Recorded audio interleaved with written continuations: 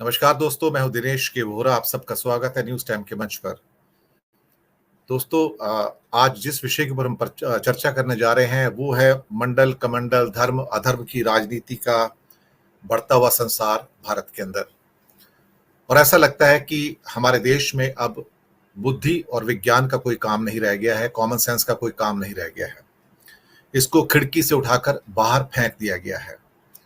हम एक ऐसे अंधकार के दौर में आ गए हैं जैसा यूरोप के अंदर करीब 300 साढ़े 300 साल पहले पाया जाता था, जहां चर्च के चर्च का जो आधिपत्य था वो इतना ज्यादा था कि लोग हर किस्म के अंधविश्वास के ऊपर यकीन करते थे और वहां भी विज्ञान को उठाकर खिड़की से बाहर फेंक दिया गया था। लेकिन इस 21वीं सदी में नया भारत विज्ञान और बुद्धि को हाशिए पर डाल दे तो हैरानी होती है। यूरोप का कायाकल्प तभी हुआ था जब वहां पर आज से 200-250 साल पहले सारी इजाद शुरू होती हैं, अमेरिका में भी और खासतौर से यूरोप के अंदर भी। और सारी जो आज हमारी सुख की सुविधाएं हैं हमारे घरों में, वो सभी पश्चिमी देशों से आई हैं। बिजली हो, इंटरनेट हो, मोबाइल हो, कंप्यूटर हो, माइक्रोवेव हो, पंखा हो, या घरों के ऊपर लगाने वाले क्या कहते हैं कि जब बिजली चमकती है तो उससे बचाने वाले लाइटनिंग कंडक्टर्स हों, एक एक चीज वहां से आई है। लाइट बल्ब से स्टार्ट होकर जो जर्नी स्टार्ट होती है, कार है, बस है, रेलवे है, सब चीजें वहां से आई हैं। आज जब भारत इतना पढ़ा लिखा है, आईआईटीज और आईएम फ्लोरिशिंग हैं, एक से एक बढ़िया एनआईटी आ रहे हैं, और वहां पर बातचीत क्या होती है कि आप मीट खाना छोड़ दो तो हिमाचल प्रदेश में लैंडस्लाइड्स कम हो जाएंगे। अब ये हम मूर्खतापूर्ण बातें जो कर रहे हैं 21वीं सदी में, इसको देखकर हंसी आती है।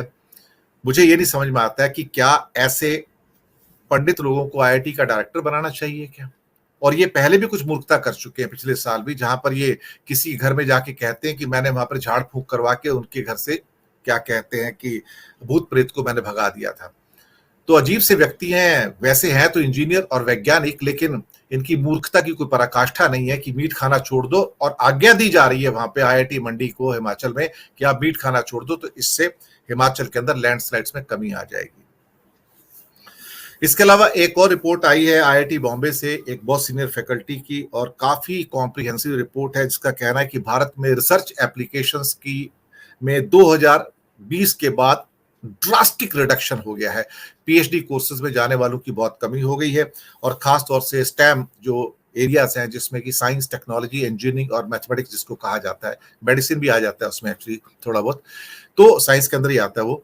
लेकिन इनके अंदर जो एप्लीकेशंस की संख्या में उनमें बहुत भारी गिरावट आई है, और ये भी कहना है कि इवन एमटेक के जो कोर्सेज है उनके अंदर भारी गिरावट है। तो फिर पीएचडी में एनरोल कौन करेगा? मुझे लगता है कि ये इंडिया के लिए काफी बड़ा लॉस है। इसके अलावा एक और ट्रेंड निकल के आया कि जहां दक्षिण भारत के अंदर जो साइंस स्ट्रीम को पिकअप करने वाले छात्रों की संख्या है वो बढ़ गई है, लेकिन नॉर्थ इंडिया में कॉमर्स और आर्ट स्ट्रीम को जो ऑप्ट करने वाले छात्र हैं उनकी संख्या बढ़ गई है। एक ट्रेंड और हमेशा देखने में आया कि जो बच्चे आईआईटी से निकलते हैं या टॉप लेवल की इंजीनियरिंग इंस्टीट्यूट से निकलते हैं, उन्हें बाद में एमबीए करना पड़ता है, चाहे भारत में करें विदेश में करें, और एमबीए करने के बाद फिर क्या करेंगे? वो इंश्योरेंस, म्यूचुअल फंड, आटा तेल चावल ही बेचेंगे और क्या करेंगे? तो फिर सारी की सारी जो टेक्नोलॉजी का ज्ञान प्राप्त किया है उन्होंने इतने साल मेहनत करके, वो पूरा का पूरा बेकार हो जाता है। विज्ञान को दरकिनार करके मंडल कमंडल, धर्म अधर्म, सनातन, आर्य समाज और ना जाने क्या क्या आजकल कहा जा रहा है। इवन प्रधानमंत्री उस रेस में उतर आते हैं कि जो सनातन को इस ढंग की बातें कर रहे हैं उनको करारा जवाब दो। अजीब सा लगता है जब हिंदुओं के, हालांकि नरसंहार की बात हुई नहीं है, तो उस पर प्रधानमंत्री को बड़ा दुख होता है, और जब इनके सारे धर्म पंडित आके जो सारी धर्म सभाएं करते हैं और वहां पे मुसलमानों के नरसंहार की बात करते हैं, तब इनका मुंह बिल्कुल ही खुलता प्रधानमंत्री का। तो जिस देश का प्रधानमंत्री बाइस्ड हो जाए, पक्षपाती हो जाए, और इवन मणिपुर के अंदर देखिए जो ऑलमोस्ट 170 से ज्यादा जो कुकीज मारे गए हैं, अधिकतर जो हैं वो भी ईसाई धर्म के थे, तो वहां तो बाइफर्केशन पूरा हो चुका है। तो यहां पर हम धर्म के चक्र में फंस चुके हैं, या ये कहा जाए हम अधर्म के चक्र में फंस चुके हैं। ये वो समय था जब हमको इन्वेंशन में जाना चाहिए था, इनोवेशन में जाना चाहिए था, लेकिन भारत से ना कोई इन्वेंशन है ना कोई इनोवेशन है। कुछ और आंकड़े हैं वो बाद में बताऊंगा, मैंने पहले भी कई बार बताए हुए हैं कि जो नोबेल प्राइजेस के आंकड़े हैं उसके दोबारा दोहराने की आवश्यकता भी नहीं है। जहां भारत का रिसर्च के ऊपर जो फंडिंग है लेस देन $2 बिलियन है, जबकि चाइना का फंडिंग $470 बिलियन के आसपास है, और अमेरिका का जो फंडिंग है $770 बिलियन है। तो आप समझ सकते हो कि, और यूरोप का अलग से मैं कह सकता हूं कि जहां पर हैवी इन्वेस्टमेंट होता है विशेष रूप से रिसर्च में, तो भारत अधर्म के चक्र में फंसा हुआ है। वही 300 साल पुराने यूरोप में चला गया है और दुनिया आगे बढ़ती जा रही है। जापान के अंदर मेरी सूचनाओं के अनुसार इस समय they are actively working on the 6G, तो कंप्लीशन पे आ गया है, 7G पे काम करना उन्होंने स्टार्ट किया है। आप सोचिए, वो 7G की बात करते हैं, हम मंडल और कमंडल और सनातन की बात करते हैं।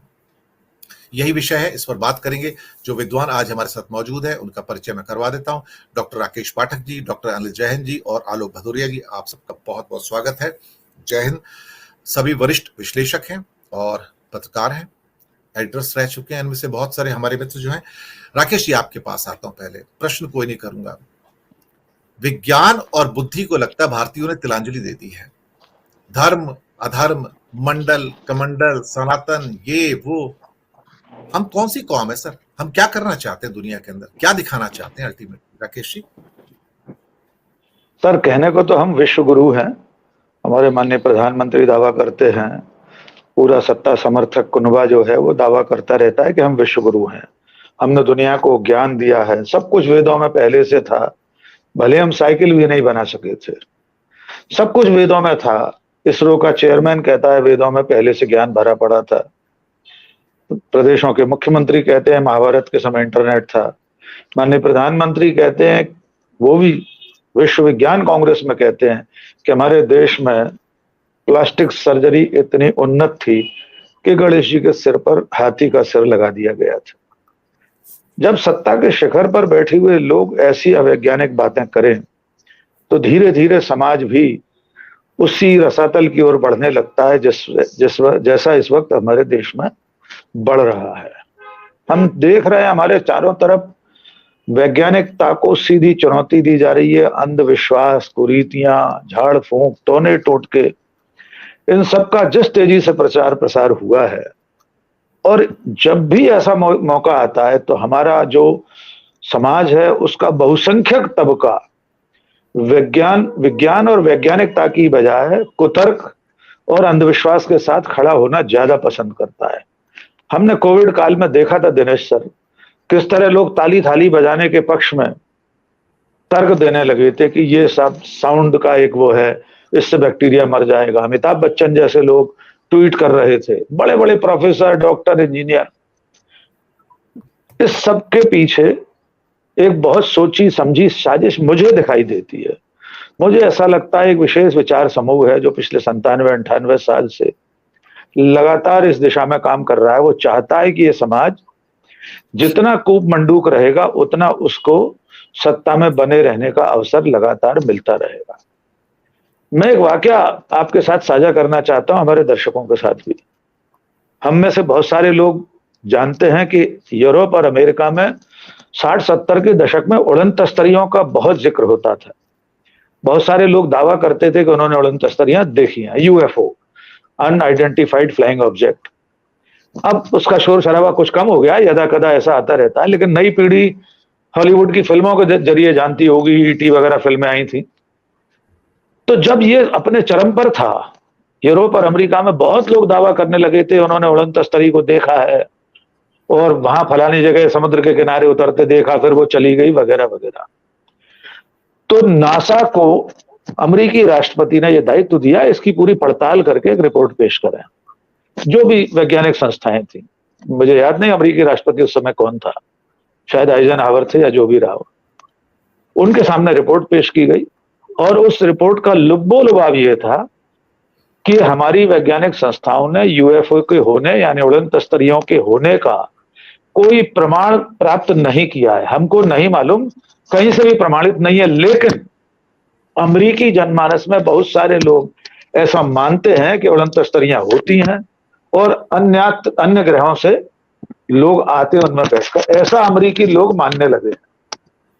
अमेरिका के राष्ट्रपति ने कहा, उस पर रिपोर्ट पर लिखा, दस्तखत किए, फाइल पर दस्तखत करने से पहले उन्होंने कहा कि अमेरिका के राष्ट्रपति का यह दायित्व है कि वो ऐसी किसी चीज की पुष्टि ना करे जो अंधविश्वास को और गैर वैज्ञानिक तथ्य को पुष्ट करता हो। इसलिए अमेरिका का राष्ट्रपति यह प्रमाणित करता है कि उड़न तश्तरियां नहीं होती। आप कल्पना कर सकते हैं कि अगर अमेरिका के राष्ट्रपति ने उस दिन ये मान लिया होता कि उड़न तश्तरियां होती हैं और वे धरती पर आती हैं, तो शायद पूरी दुनिया में उसे माना जाने लगता। और धीरे धीरे करके वो विचार समाज से बाहर हो गया। यद्यपि अब भी कपोल कल्पनाओं में सब चीजें चलती हैं और हम भी नहीं जानते, हो सकता हो कि दूसरे ग्रहों पर, लेकिन जब तक वैज्ञानिक रूप से उसकी पुष्टि ना हो जाए तब तक ऐसा नहीं मानना चाहिए। अब आते हैं उन लोगों पर जिनका आपने जिक्र किया, IIT हिमाचल प्रदेश के जो डायरेक्टर हैं। ऐसे एक नहीं है, ऐसे बहुतेरे लोग हमारे आसपास, खास तौर से पढ़े लिखे डॉक्टर, इंजीनियर, वैज्ञानिक, इन सब की बहुतायत बढ़ गई है। और मुझे कभी कभी ऐसा लगता है ये लोग सत्ता की ठकुर सुहाती में वैसी बातें कर रहे हैं जैसी बातों को सुनना सत्ता को पसंद है। उसके कान जो सुनना चाहते हैं वो सब ये कह रहे हैं। कुल मिलाकर यूरोप के जिस अंधकार युग की आपने बात कही, हमारा देश उस अंधकार युग में प्रवेश कर चुका है। अब हम उसके मुहाने पर नहीं हैं, हम उस अंधी गली में भीतर तक दाखिल हो चुके हैं और रोशनी की कोई किरण दूर दूर तक दिखाई नहीं देती। दिनेश जी, आपने